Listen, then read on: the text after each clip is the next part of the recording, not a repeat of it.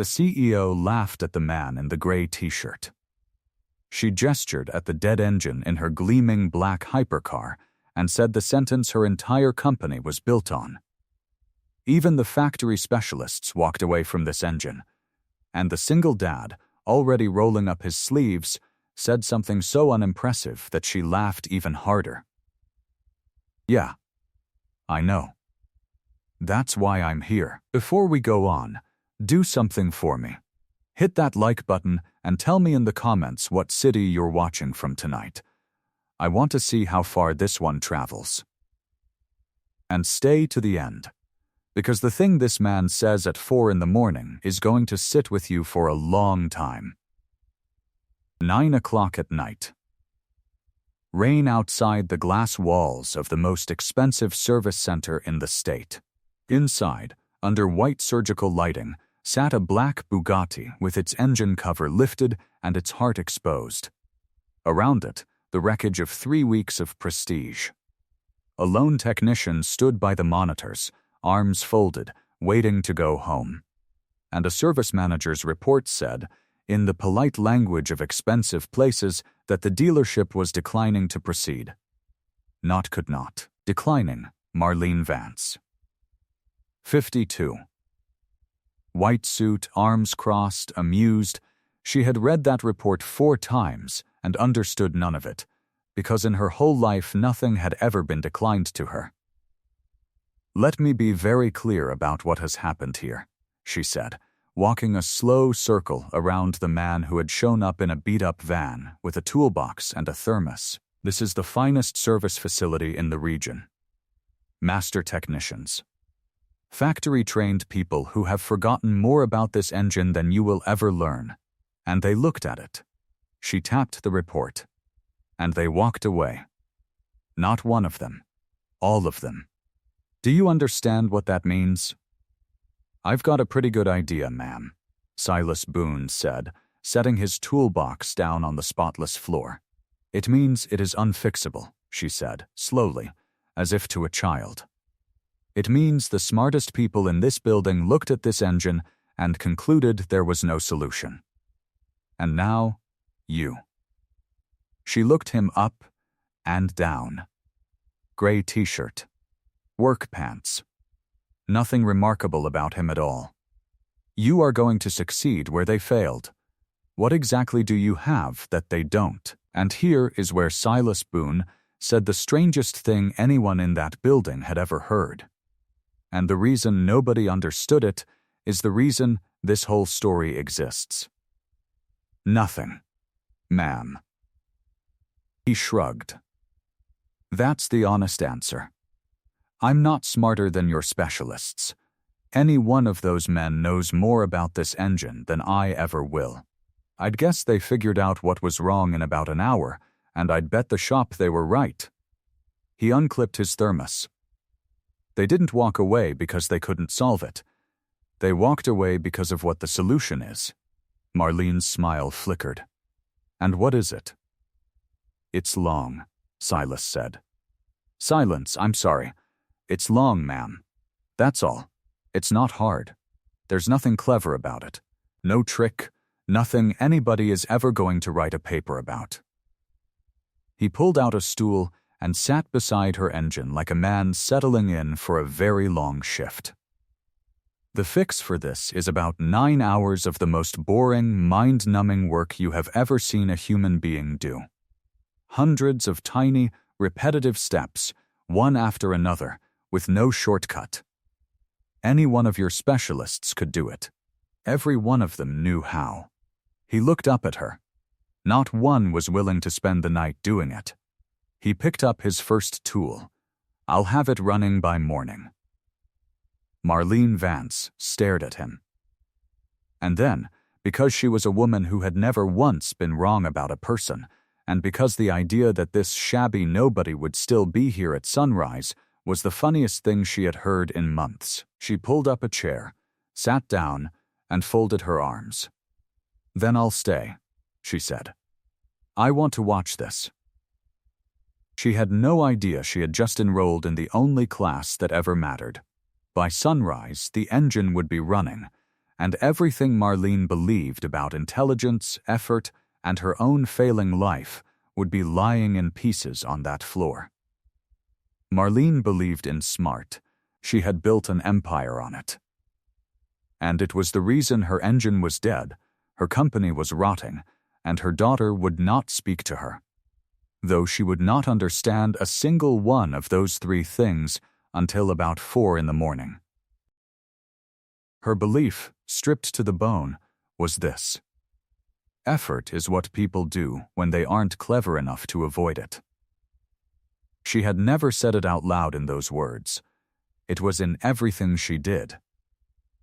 Marlene worshipped the shortcut, the elegant insight, the move that let you skip the grind. Her whole career was a highlight reel of them. The pivot nobody saw coming. The deal so cleverly structured it made competitors look like farmhands, and every one of those wins had taught her the same lesson, deeper and deeper, until it stopped being a lesson and became a religion. Smart people find the way around the work. Only stupid people do the work. You could see it in how she hired. She hired for brilliance, for quick minds who could reframe a problem in 30 seconds and make everyone in the room feel slow. She paid enormous money for cleverness and almost nothing for diligence. In her offices, the highest status thing you could do was have an insight.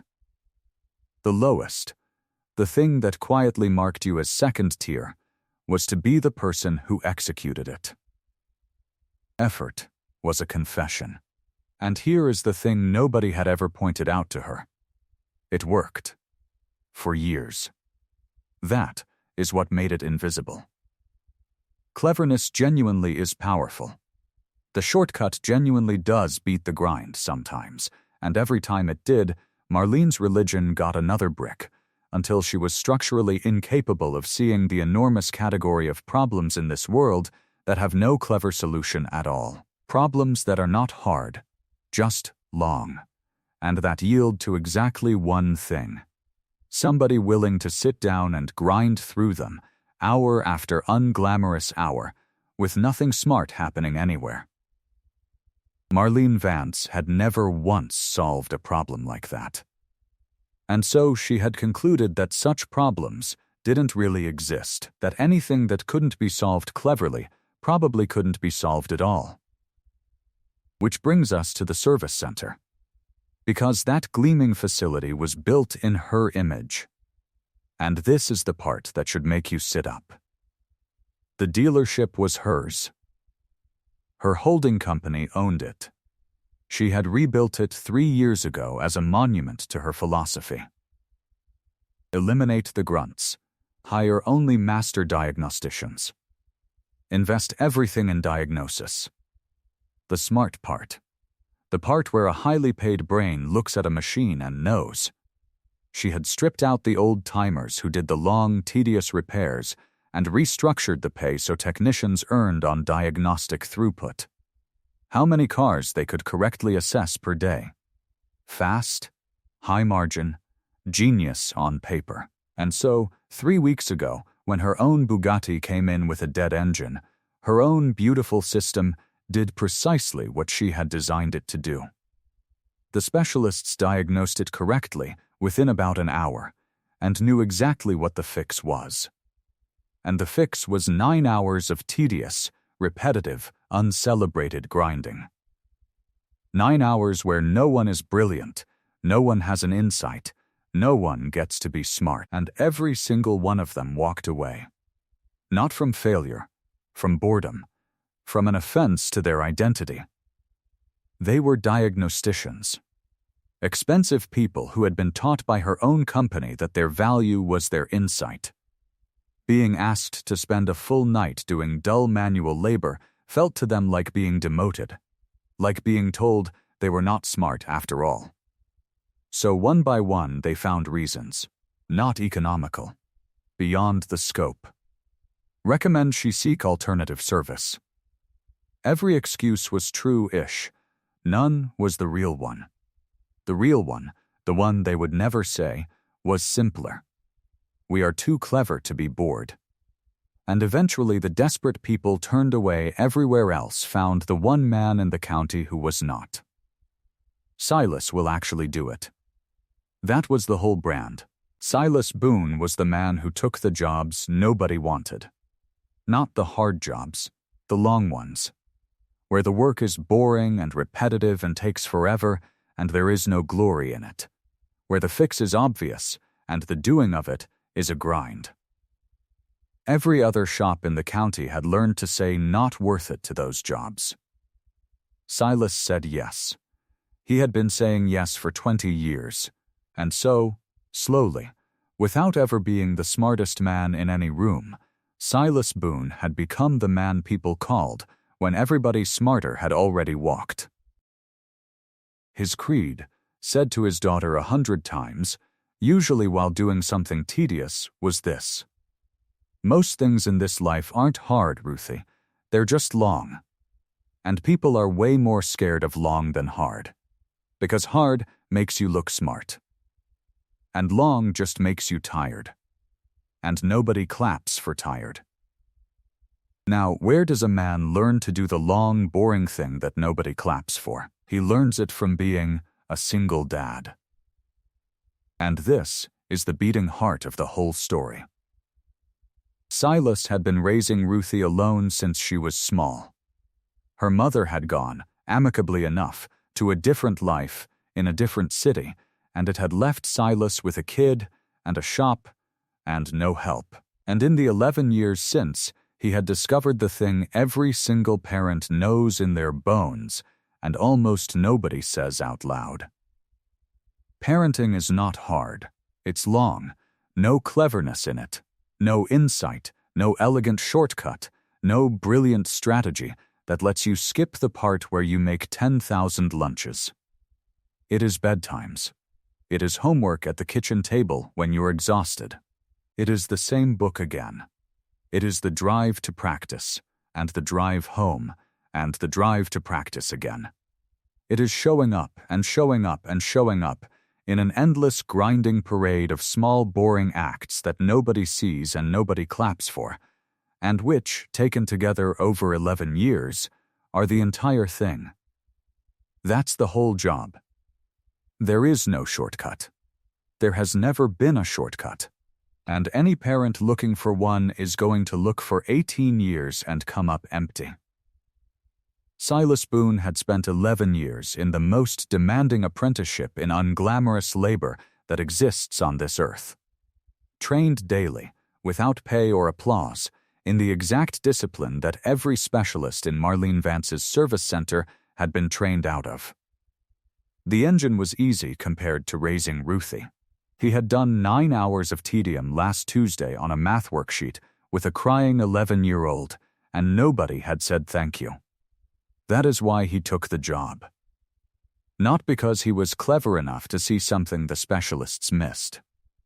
When he heard the fix is 9 boring hours and nobody will do it, Silas Boone heard a description of his entire life and thought, well, that's just Tuesday. Ruthie was 11, at her aunt's that night, and she had said the thing on the phone that Silas carried into the building with him.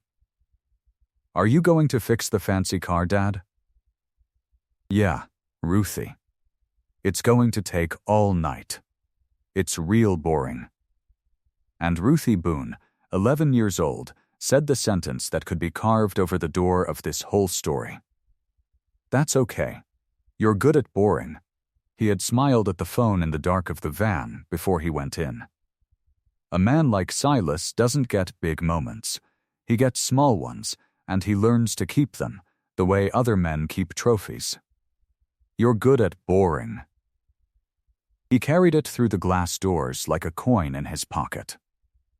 Marlene lasted about 40 minutes before she couldn't stand it, because here is what she was watching, and I want you to feel the shape of it. Nothing. Silas Boone had settled onto a stool beside her engine, and he was doing something small and slow and repetitive, and then doing it again. And then again. There was no drama, no flash of brilliance, no dramatic realization, No moment where the music swells. Just a man on a stool at 9:40 at night doing a boring thing for the 40th time. "This is it?" she finally said. "This is the great fix?" "Yep, but you're doing the same thing over and over." "Yep, for how long?" "About 9 hours. She actually laughed, but it came out wrong. "That's insane. That's not a repair, that's drudgery. There has to be a faster way. There's always a faster way." And there it was, out loud. Her entire religion in one sentence. Silas didn't look up. "There isn't, ma'am. That's the whole thing. That's why they left." He kept working. "Can I tell you what actually happened in this building 3 weeks ago? Because I think you've got it backwards, and it's costing you more than a car." And then, without stopping his hands, Silas Boone explained to Marlene Vance what her own specialists had done. And it was the first crack in the wall. "Your guys are good. I mean that. They looked at this engine and nailed it. Had the correct diagnosis inside an hour, I'd bet. He worked. And then they hit the part that broke them. The fix has no cleverness in it, no elegant solution, no smart shortcut. Just sit here for 9 hours and do a boring thing several hundred times. Any apprentice could do it. It takes time and patience and a very high tolerance for being bored. So why didn't they just do it? Because of what it would mean about them." Silas finally looked up. "Ma'am, these are specialists. Their whole value is that they're the smart ones. And you're asking them to spend a night doing manual labor a kid could do. No thinking, no genius." He shrugged. To a man whose whole worth is his cleverness, being asked to grind is an insult. It feels like a demotion, like you're telling him he's not smart after all. So he doesn't say "I don't want to." Nobody ever says that. He says it's not economical, it's beyond our scope, we recommend alternative service. He went back to work, and all of that is just a very expensive way of saying we're too clever to be bored. Marlene Vance sat very still. "They didn't fail," Silas said. "You keep saying it's unfixable, and that's just not true, and I don't want you believing it." Every one of those men knew the answer. They walked away from the hours, ma'am. Not the problem. The hours. And then he said the line that would follow Marlene Vance for the rest of her life. Still without looking up from his boring, repetitive, unimpressive little task. It wasn't hard. It was just long. And nobody wanted to give it a night. She should have gone home. Any reasonable person would have gone home. She stayed because of spite, at first, because she was certain, absolutely certain, that this ordinary man would give up around midnight, and she wanted to be there when he did. Because she had never been wrong about a person, and she was not about to start. She sat in a chair 10 feet from him with her phone and her laptop and a bottle of water, and she waited for him to quit. 11 at night. He didn't quit.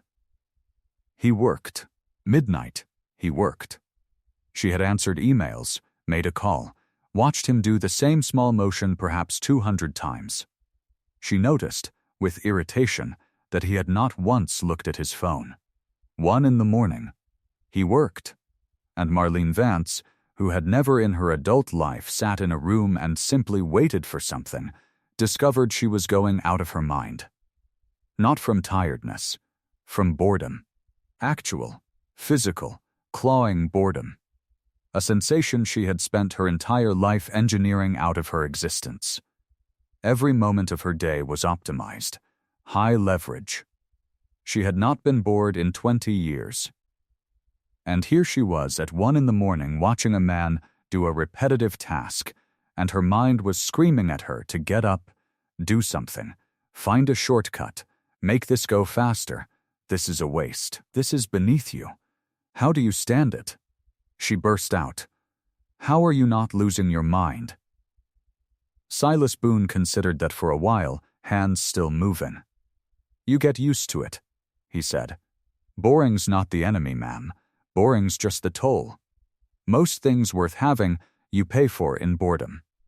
People think you pay for good things with money, or talent, or luck. He worked. Nah, mostly you pay in hours nobody sees." 2 in the morning. She had stopped pretending to work. She was just watching him now, and she started asking questions. Real ones. Because there is something about 2 in the morning and a quiet room and a man doing patient work that dissolves people. And Marlene had not had an honest conversation in a very long time. "Aren't you angry?" she asked. They walked away from this, every one of them, and they earn 10 times what you do. You're doing the work they wouldn't touch for a fraction of what they charged me to not fix it. Doesn't that make you furious? Nope. Why not?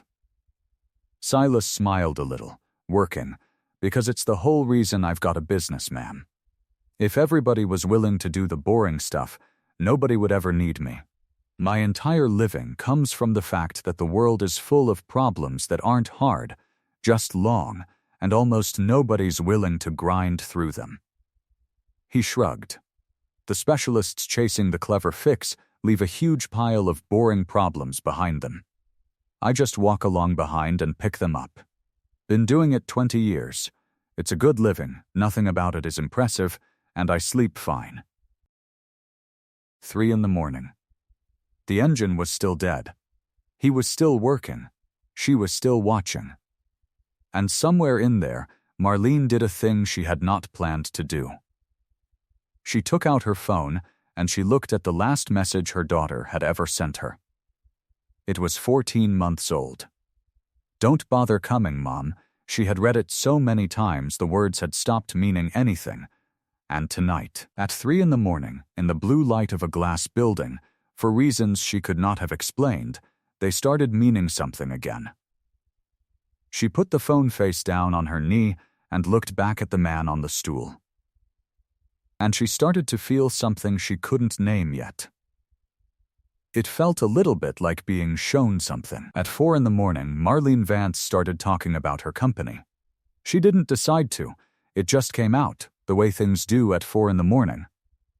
"I've got a problem," she said to nobody, to the ceiling. "Not the car. My company." She laughed, and it was thin. "I hire the smartest people in the country. Genuinely brilliant people. And nothing gets finished." She stared at the ceiling. "We have the best strategy in the industry. Insights coming out of the walls.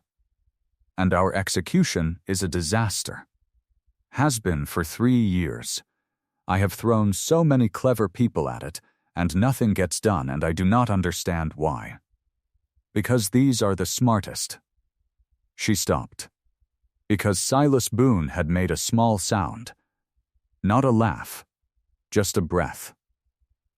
"What?" she said. Flatly. "Ma'am, you've been watching me for 7 hours," Silas said, gently, "and you just described your own service center. Word for word. You've got a building full of diagnosticians. Everybody wants to be the guy with the insight. Nobody wants to be the guy who sits down for 9 hours and does the thing." He kept working. "You built a company out of specialists who walk away. And now you can't figure out why nothing gets fixed." "Ma'am, it's the exact same problem. You've spent your whole career hiring for cleverness and quietly teaching everybody that doing the work is what second-tier people do. So now you've got 100 brilliant people, and not one of them will spend the night." Marlene Vance sat in a chair in her own service center at 4 in the morning and felt the floor go out from under her whole life.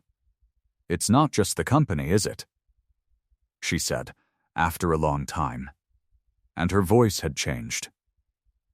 "I don't know your life, ma'am. My daughter doesn't talk to me. It came out flat and fast, the way a thing comes out when it's been pushing on a door for years." She's 26, barely returns a call. And I have. God, I have tried. I flew her to Paris. I bought her an apartment. I sat down with a therapist to plan out the perfect conversation. I strategized it. I had a whole approach. She stopped, and her hands were shaking. I keep looking for the thing. The one right conversation. The gesture. The clever thing that fixes it. Silas Boone stopped working. It was the only time all night that he did. "Ma'am," he said quietly. "There isn't one. There has to be. There isn't." He said it kindly, and that made it worse. "There's no clever fix for a kid. There never has been. It's not hard what she needs from you. It's just long." He turned on the stool to face her. It's 1,000 boring phone calls where nothing important gets said. It's showing up to dull little things that don't matter, over and over, for years with no breakthrough and nobody clapping, until one day she believes you. That's the whole fix. It's the most boring thing in the world. It takes about 5 years, and there is no way to be clever at it. He looked at her steadily. "You've been trying to solve your daughter with an insight, ma'am. She doesn't need an insight. She needs someone to give her the night. 1,000 of them." Marlene Vance put her face in her hands, in a chair, in a garage, at 4 in the morning, and cried for the first time in 11 years. Because she had finally understood the thing that all her cleverness had hidden from her, that she had spent her entire life looking for shortcuts around the only work that actually matters. And that the reason her engine was dead, and her company was rotting, and her daughter would not call her back, was in the end one single reason. And it was sitting on a stool in front of her at 4 in the morning, doing something boring for the 900th time. At 6:12 in the morning, with gray light coming through the rain-streaked glass, Silas Boone wiped his hands on a rag, stood up from a stool he had been on for 9 hours, and said, "Okay, start her." Marlene Vance, who had not slept, whose eyes were swollen, whose entire philosophy was in ruins on the floor, walked over to the black Bugatti that the best technicians in the state had declared beyond saving, and pressed the button. And the engine. The dead engine. The unfixable engine. The engine that specialists had walked away from. It woke up, and caught, and settled into a perfect, gorgeous, thunderous idol that filled the whole glass building with the sound of a thing that had never actually been broken. Just neglected. Just waiting for somebody to be willing. Silas Boone did not celebrate. He packed his tools, and the not celebrating was somehow the thing that finished her. "How much do I owe you?" she said quietly. He told her a normal number. An ordinary, honest, hourly number for 9 hours of work by a man who was not a genius. And it was less than her dealership had charged her to tell her it couldn't be done. Marlene paid it. And then she tried, with everything she had left, to give him more. A job, a fortune, a directorship. The reflex of a woman who only knew one language, and Silas Boone turned it down, kindly, because he had a shop to open in 3 hours and a daughter to pick up at 8. "Ma'am, you don't need to hire me," he said, shouldering his toolbox. "You need to go hire about 20 people who will do the boring work. And pay them like it matters. Because right now, everybody in your building knows the money and the glory go to the people with the insights. And nobody is ever going to spend the night for you until that changes." He paused at the door. "You've got 100 people who can tell you what's wrong. Nobody who'll stay and fix it. That's not bad luck, ma'am. That's a thing you built. And you can unbuild it." "Wait," Marlene Vance's voice cracked across the empty service center. "How do I?" She stopped, started again. "My daughter. How do I start? Just tell me where to start." And Silas Boone stood in the doorway, with the sun coming up behind him, and gave her the least clever advice anyone had ever given her, and the only advice that has ever worked. "Call her tonight," he said. "Don't have anything important to say. That's the trick. Don't make it matter. Just call, and be boring, and ask about her day, and hang up." He shrugged. "Then do it tomorrow. Then the day after. And do it for about a year, with nothing happening, and it'll feel pointless and dumb and like it isn't working." He smiled, tired, and then one day it'll have worked. That's how it goes. There's no other way, ma'am. It's not hard. He picked up his thermos. It's just long. What happened after is quieter than you would want, and truer. Marlene Vance did not become a saint. She rebuilt the service center, though, tore up the pay structure, hired back the grinders, made the highest paid people in that building the ones who stayed and did the work. Her board thought she had lost her mind. Within a year, her shop had a reputation nobody had expected. They'll actually fix it. She restructured her whole company on the same principle, and it hurt, and half her brilliant people left, because they didn't want to work somewhere that valued finishing. And the ones who stayed built something that finally, for the first time in 3 years, got done. And she called her daughter that night. It was a bad call. Awkward, short, pointless. She called again the next night. That one was worse. She kept calling. It took, in the end, about 14 months of boring, unremarkable, unrewarded phone calls before her daughter called her first. 14 months of no breakthrough, no clever conversation, no beautiful moment. Just a woman who had spent her whole life looking for the shortcut, finally, at 52 years old, sitting down and doing the long, boring thing for someone she loved. And Silas Boone opened his shop at 9, on 4 hours of sleep, and picked up Ruthie at 8, and made her lunch, and drove her to school, and did the boring, unwitnessed, unclapped for work of raising a kid.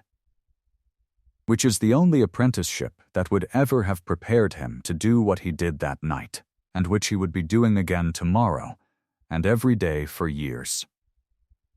Because he was good at boring. Here is what this story wants you to take out into your life, and it is going to sting a little. Most of the things you haven't fixed in your life are not hard. They're long. That's it. That's the whole thing. We tell ourselves the reason we haven't fixed our health, our finances, our relationship with our kid is that these problems are hard. Complicated, requiring some insight we don't have. And so we wait. We wait for the trick, the hack, the clever angle, the one right conversation, the perfect plan. We consume advice endlessly, because looking for the clever fix feels like progress. And it isn't. But look at your life honestly, and you'll find something uncomfortable. You already know what to do. Almost all of it. The diagnosis was never the problem. Just like Marlene's specialists, you figured out what was wrong a long time ago, and you walked away. Not from the problem. From the hours. Because the fix is boring. 1,000 unglamorous repetitions with no applause and no moment where the music swells. And so it sits there, dead, in the middle of your life, and you tell everyone it's hard, and go looking for one more clever solution. We have become a civilization of specialists, brilliant at diagnosis, allergic to grinding. We can identify every problem in our lives with impressive precision. We just won't spend the night. And so we live surrounded by dead engines that are not broken at all. Just waiting for somebody willing to be bored. And here is the last thing, and it's the kindest thing this story has to offer you. You don't have to be brilliant. That's the good news. The man who fixed what the specialists couldn't wasn't smart. He said it himself, over and over. No gift, no genius, no secret. He was simply willing. And willingness is not a talent. It's not something you're born with or without. It's available to you today. Right now. For free. The scarcest resource in the world is not intelligence. It's the willingness to be bored in service of something you love. So stop looking for the clever fix. There isn't one. It's not hard. It's just long. And you're allowed to start tonight. So let me leave you with the one question this whole night comes down to. What is the dead engine in your life? The thing you diagnosed a long time ago and walked away from, not because it's hard, but because it's long? Tell me in the comments. I read every single one, new stories every week.